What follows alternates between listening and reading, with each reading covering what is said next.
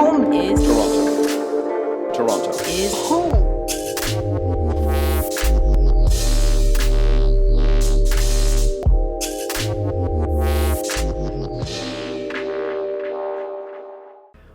What we are is a lifestyle brand that's trying to make a difference. So for every garment that we sell, we work with the World Food Program so that a month of school meals are distributed to a child in need through the various programs around the world.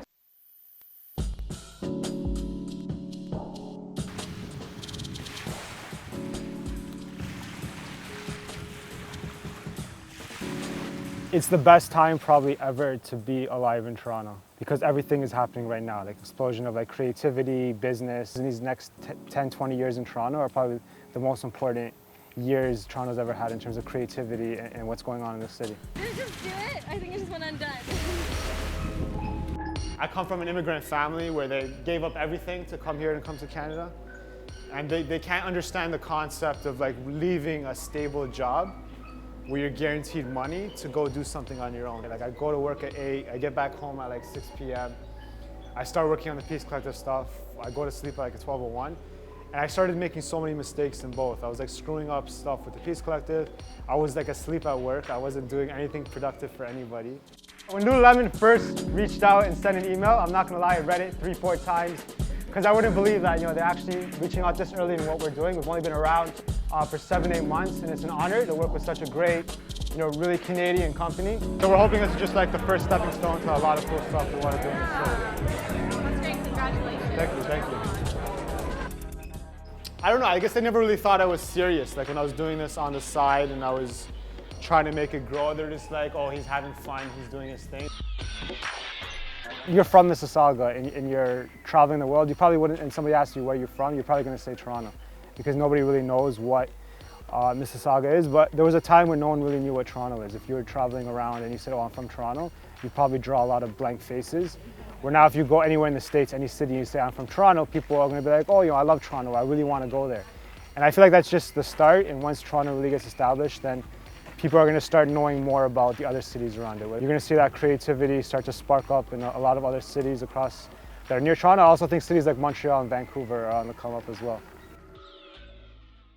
I got an email saying, oh, somebody's ripping off your stuff at Queen and Bathurst. I walked down Queen and Bathurst, but they literally had t-shirts in front that said like home is Toronto, and another one, and they were in front. And I walked in, I'm like, okay, that's actually like my brand. Like I showed him the thing, and he apologized, he took it down. But honestly, I just look at it like, you can't even be mad about stuff like that. It's getting to a point where other people are looking at it and being like, this is a cool thing, how can I get on and monetize? Like how can I make something off it? We're not just a Toronto design company. Like we have a whole reason to why. We have a why. People want to know why you're doing what you're doing at the end of the day. And to give you guys a background on why we chose this cause, I was working in Morocco. I was volunteering at a school, and it was a school for underprivileged kids whose parents would go out in the day and panhandle for money. And what the school found out is if they offered the parents a meal for breakfast, lunch, and to take home with them, they actually got the kids to show up to school and get an education. And the whole concept of the Peace Collective is that by us chasing our passion, starting a clothing line, we want to give back so future generations can one day, get an education and do the same thing. I want it to be very clear to customers where their contributions are going. We eventually want to build it out to a point where you can choose different NGOs all around the world. So let's just say you're from a specific country, you want to do good work in that country, you can pick that from the map and that's where your contribution is going to go. The first time I got a store order, it was something like 300 pieces. And at this time, I was physically with my mom sewing labels onto the back of every sweater. My mom was at Yorkdale the other day with her friends, and she walked by the store and she saw the shirts and she's like, oh, that's my son's stuff, which was a really, really cool feeling. But I'd say it'd probably take a little bit more time to win my dad over. I'm confident that it's starting to get there. I want to go from being this cool Toronto startup to being this great Canadian brand. Change what we are to a platform where you can show pride and love to your city. When they're talking about what are the good Canadian brands, I want to be mentioned with Roots, with Lululemon, Peace Collective. So that's the struggle. How do you make that step? How do you become a great Canadian brand?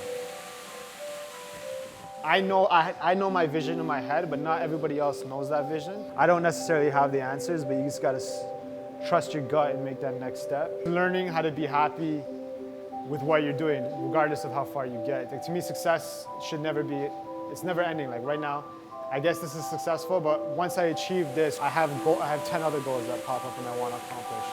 So for me, it's about a journey. So as long as I'm on the right journey and I'm going in the right direction, and I'm happy with what I'm doing and I'm passionate, then that's successful.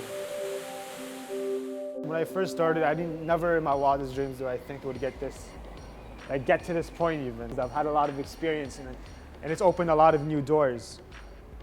I think to me it's just about freedom, I guess. Just being able to come up with an idea, put it out there in the world and just see how it works. Like having the infrastructure in place, which I think we're starting to get to a point. You have to worry about distribution, getting stuff to stores, how are you going to sell. But once you really figure out all the other stuff, you get to really just have the freedom to just come up with cool ideas and just put it out there and not have a lot of restrictions.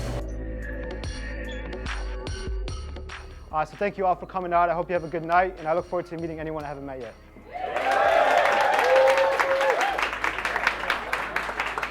You're inspired by people that have done amazing things, and you have your own unique perspective, and you're a unique person, so you gotta put your print on the world and give back, and hope that next generation sees what you do, and they improve on it and they do something different, and then one day somebody will change the world.